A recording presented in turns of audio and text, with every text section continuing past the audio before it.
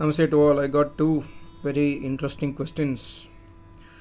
The first question is, sir, I'm working in the same job in the same company for almost 25 years now. I have not got much growth. I'm little bit dissatisfied and demotivated. Can you please give me your inspirational words in this subject? I thank you for considering me as your inspiration and expecting some inspirational words from me. I don't know if I can make justice for that, but anyway, I will try to give you a very interesting story to relate it, and might help you and might help others also. First of all, okay, if you want career growth, you are focused on growth and salary increase, etc., etc., it's good to focus on growth. If you want to grow, then for sure you must do your job very well in your company. People must appreciate your work, and you must also equip yourself at par with the industry.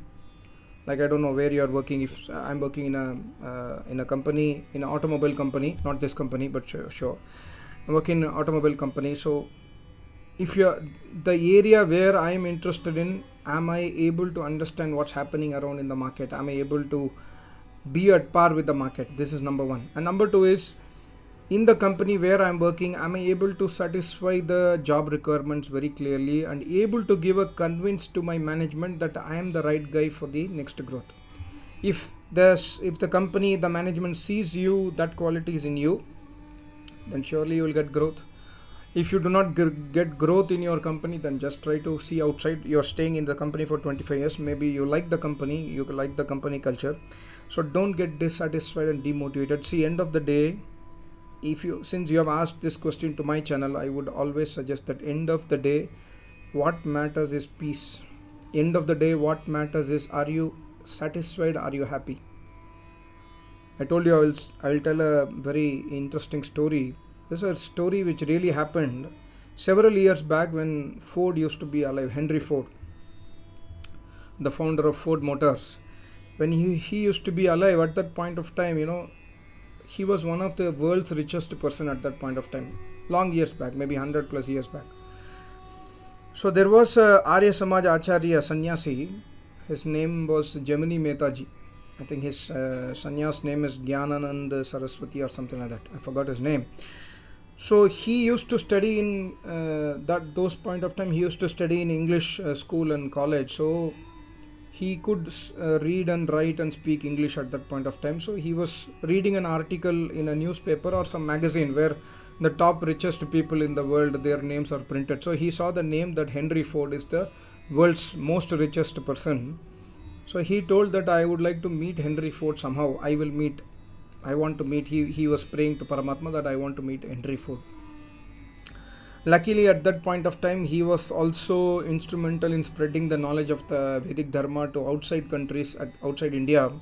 So he got an opportunity to travel outside India, and luckily, Sanyog say, he got a contact with somebody known to Henry Ford, and he got an appointment to meet Henry Ford. So he went to US, and then he went to meet Henry Ford at his bungalow. So when he entered the bungalow, he could see it's a very beautiful bungalow at that point of time, very big and rich experience. So he was walking, and the guy who took Swamiji to Henry Ford, he was showing the house, and then so he entered the house. There was a big room, and then there was a bed, and one old man was lying down there. So Swamiji asked to that assistant that whether this is Henry Ford. Then he said, no, please don't talk, be silent, go and sit there. Then that was Henry Ford. And Ford, when he saw Swamiji, he was lying down. He woke up and he sat on the bed, and then he removed his hand from his he was having his chadar blanket on him. So he took the hand outside the blanket and kept his hand on Swamiji, Mehta Jaminiji. The moment he kept his hand on Swamiji, and Swamiji is a sannyasi, Vedic scholar, the moment he kept his hand on him, he felt a divine peace. He felt so much of peace inside him, Ford, and then he started crying. Tears started rolling out of his eyes. Then Swamiji asked, why are you crying? He said, in so many years of my life, I have never experienced this much peace by being around a person. Your vibration, the radiance what you are emitting towards me, and your touch, the touch of my hand on your body, it makes me cry automatically, Swamiji. I do not know why I'm crying. Then Swamiji asked an interesting question that Ford, I read in a magazine that you are the world's richest person. Are you? And Ford said, yes, I am one of the world's richest person. So Mehtaji asked him that then you must be the happiest person as well in the world. Then Ford started crying. He said, no, I am not happy. I'm sure, for sure, I'm the richest person. I have everything possible in this world. At that point of time, 100 years back, I have everything possible in this world right now, but I'm not the happiest person. I'm surely not happy. I'm very unhappy person. You see my situation. I have 50 types of rogue disease in my body. I am unable to do anything. So I am not the happy person for sure. Even, I have everything to eat.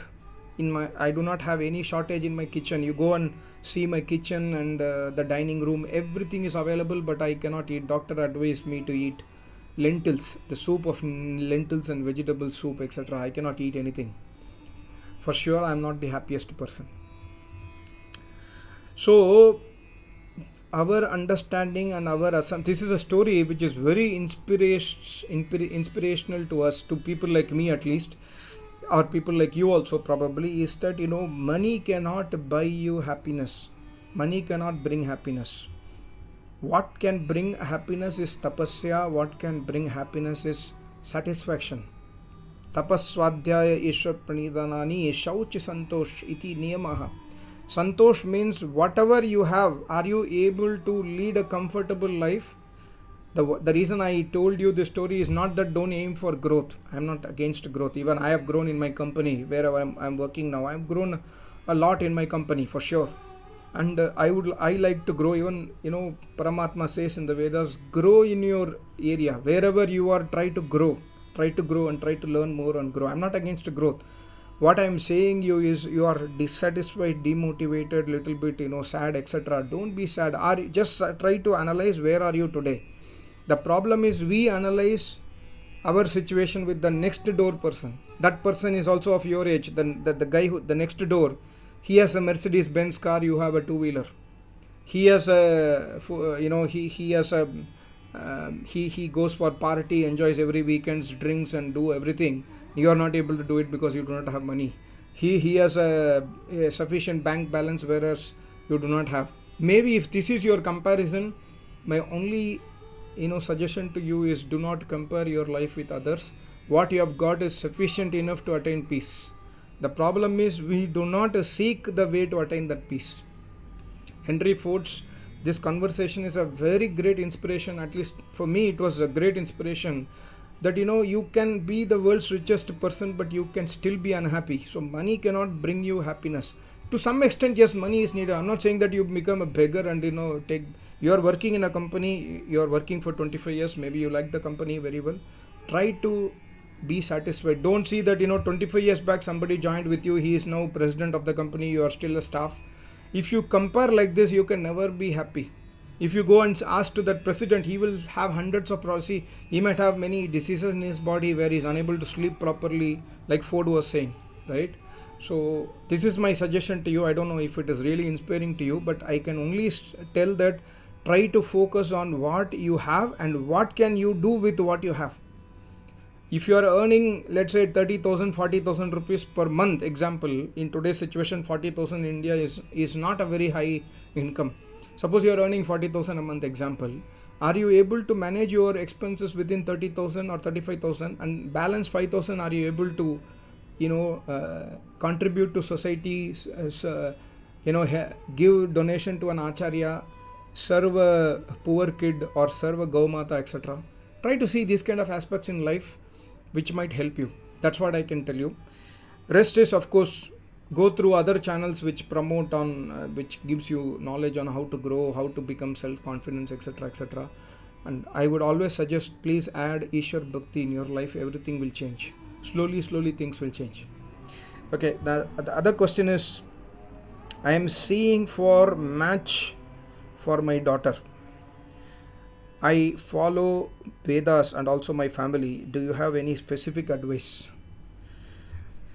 Uh, yeah, this is very important. I have not reached to that age. Of course, my daughter is getting older, but I have not yet started seeing matches for my daughter.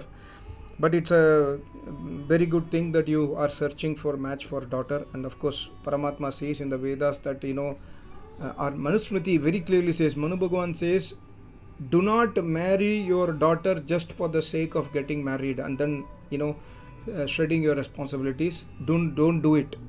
Unless and otherwise you find a very good family where your daughter will be safe and happy, don't force her marriage. So this is a advice of Manu Bhagavan, and Paramatma also says similar things. So I would only suggest you, if you are a Vedic family, be patient, be calm, be cool, try to search a very good family, because marriage is just not between two people. It is marriage is two families are coming together. There are many issues in the in the family, in the grihastha, which because you are following Vedas. I recently also, I was listening to one Acharya's pravachan in Arya Samaj. He was telling a very important and very, very beautiful real incident, where he says that I know one person. He was an army brigadier, and he was a very great Vedic follower, and his wife passed away or something like that. His daughter, from the small childhood, he brought his daughter in a Vedic way. She was doing everyday upasana, she was doing sandhya, she was doing everyday agnihotra. Whenever Arya Samaj Vidwan comes to their house, she used to serve them. She was listening to satsanga. She used to go to Arya Samaj and serve the public, etc., etc. But the brigadier got a very good match from a family who is very rich. So he got he thought that this guy is a very good guy, this family is a good guy, they are very rich, they will take care of my daughter. So he married his daughter to that person who do not have not only Vedic knowledge, who do not have any spiritual knowledge in their family. They are just like bhog vritti, enjoy karo, like that kind of vritti. So the daughter, when she went to their family, she was feeling so bad. She was even cursing her father many times that if you have to do this for me, that you have to put me in a kind of a jail, then why did you give me the knowledge of the Vedas? Neither I can do upasana here, nobody is doing upasana, everybody is speaking about going to which movie I should go, which hotel I should go and drink, and then what is the plan for vacation, where should I go for holidays. They are always in the bhog vritti. There is no Vedic Vidwan coming to this family, there is no upasana happening. What should I do? She was very much in a kind of hell situation. So one day what happened, see the beauty of the story. One day what happened, she is cooking in the kitchen, she is making roti and family is eating. Her husband is eating, her mother-in-law is eating, father-in-law is eating. She is preparing roti, and a beggar came to their house. A sant, beggar, he was saying, Bhavati Bhiksham Dehi, please give me something to eat, I am hungry. Somebody came, some sant came and then asked for roti, I am very hungry, please give me bread to eat. So she was cooking roti and she shouted from the kitchen saying that nothing here, just go. There is nothing, no food available, don't waste our time, just go, get lost. She was telling from the kitchen. This guy said that, see, you are making chapati, fresh chapati, and your family is eating. Why don't you give me two? I am very hungry. I am extremely hungry. She said, no, these people are eating leftover food. This food is not for you, just go away. This food I cannot give you, this is leftover food. She said like that, and then that Sant got very angry and he left off. Then the moment she showed, she shouted like this, these people are eating leftover food. The family got irritated. The husband started shouting. The mother-in-law started shouting. Then she said, "Please don't get irritated. Please have your food. Don't get angry when you're eating food. After the food, we'll discuss." So after the food, the mother-in-law comes and mother-in-law, husband, everybody comes, and mother-in-law is coming in a beating way to the daughter-in-law and asking that, "How dare you use such words? You are saying that I'm eating leftover food. We are all eating fresh food made." And then we are living a lavish life. You are telling that I'm eating a leftover food. How dare you tell like this? Then she says, Mataji, she calls as mother. Mother, why I said you are eating leftover food is because whatever you are enjoying today is because of your previous karmas. Because of your karma, you got all these things. Previous janma deeds you did good, and then you are getting all these things. That is why I said leftover. Whatever you did something in the previous janma, it is getting results today. But what you are doing this today, you are doing nothing. You are just enjoying the life. Then she understood. Then mother-in-law got little bit terrified. I mean, she got a shock by listening to the knowledge of the bahu, of the daughter-in-law, and she started asking that, then what should I do to eat fresh? Then she said that if you want to eat fresh, do upasana. You are not worried about anything about Paramatma. You are not worried about what will happen to you in the next birth, and neither your son is worried nor your husband is worried. Everybody in the family is enjoying. There is no Ishwar Bhakti here. There is no Vidwan Satsang here. There is nothing happening in this house. So she advised the mother-in-law after that, slowly, that Arya Samaj Vidwan is saying, slowly the family started changing and they came into Vedic path after some time.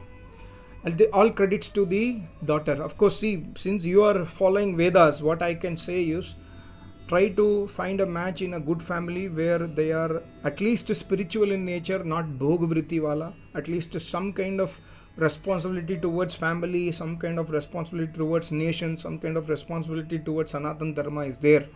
In that family, try to find a match, but I would still suggest try to find a match in a place where there is Vedu Vidwan. That means that person, that guy who will marry your daughter, if he knows somebody, Vedu Vidwan, Vedic Acharya, if he knows somebody, then try to give your daughter in that kind of family where your daughter also will be very happy and peaceful. That's what I can say. Thank you so much for asking these questions, and I hope the other readers, YouTube followers also got some knowledge. Thank you so much. Namaste. Om.